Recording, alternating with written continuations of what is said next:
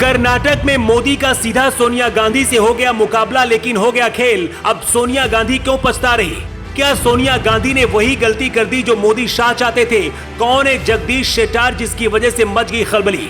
सोनिया गांधी गई थी मोदी और बीजेपी को हराने, लेकिन कर्नाटक में आरएसएस कार्यकर्ता का ही क्यों करने लगी प्रचार? कर्नाटक में एक तरफ मोदी और दूसरी तरफ सोनिया गांधी खड़ी हैं। पहली बार इतना भयंकर मुकाबला किसी चुनाव में हो रहा है जब सोनिया गांधी और पीएम मोदी सीधे आमने सामने हैं। लेकिन इसी बीच एक और चेहरे की एंट्री हो गई है जिसके साथ सोनिया गांधी रैली करती दिखी। ये नाम है जगदीश शेट्टार का।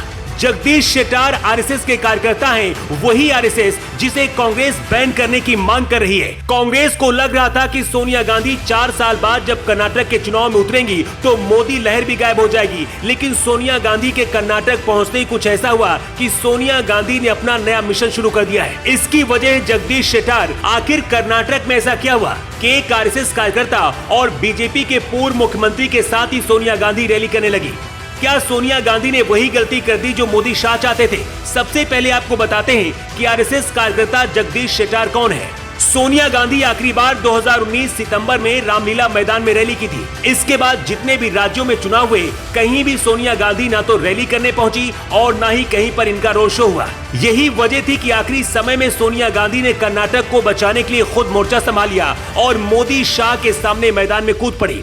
शनिवार को सोनिया गांधी ने कर्नाटक में जगदीश शेट्टार को जिताने के लिए वोट मांगे। कर्नाटक में बीजेपी के बड़े और कद्दावर नेताओं में शुमार जगदीश शेट्टार आरएसएस के कार्यकर्ता हैं और बीजेपी के पूर्व मुख्यमंत्री भी रह चुके हैं। शेट्टार कर्नाटक में अपना एक अलग जनाधार रखते हैं और इसकी ताकत भी है, लेकिन इस बार बीजेपी ने शेट्टार को टिकट नहीं दिया। इसी बात से नाराज होकर जगदीश शेट्टार ने बीजेपी से बगावत शुरू कर दी और कांग्रेस में शामिल हो गए। कांग्रेस ने पार्टी में तो शामिल ही कराया, इसके साथ ही टिकट भी दे दिया और मैदान में उतार दिया। कांग्रेस को लगता है कि शेट्टार की वजह से कर्नाटक में कांग्रेस की सरकार वापस आ जाएगी, लेकिन सोनिया गांधी और जगदीश शेट्टार को एक साथ देखकर खलबली मच गई। असदुद्दीन ओवैसी ने तो यहां तक कह दिया है कि सोनिया गांधी आरएसएस कार्यकर्ता का प्रचार करेंगी, इसकी उम्मीद उन्हें कभी नहीं थी। ओवैसी ने कहा कि कांग्रेस पहले ये तय कर ले कि आखिर उनकी विचारधारा क्या है। इधर खुद जगदीश शेट्टार भी कांग्रेस में आने के बाद भी बीजेपी की भाषा बोल रहे हैं। कर्नाटक कांग्रेस ने अपने घोषणा पत्र में ऐलान किया था कि उनकी सरकार बनते ही बजरंग दल को बैन कर दिया जाएगा।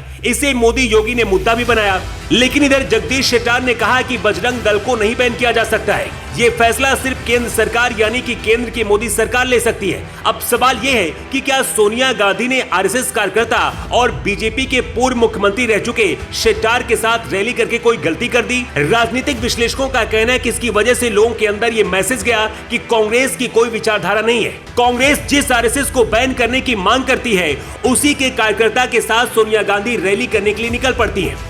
कर्नाटक चुनाव की बात करें तो 10 मई को वोटिंग होनी है, 13 मई को नतीजे आएंगे। इस वक्त कर्नाटक में बीजेपी की सरकार है और बसवराज बोम्मई मुख्यमंत्री हैं। पिछले विधानसभा चुनाव की अगर बात करें तो कर्नाटक में किसी भी पार्टी को बहुमत नहीं मिला था। उस समय बीजेपी सबसे बड़ी पार्टी बनकर उभरी थी और उसके खाते में 104 सीटें आई थी।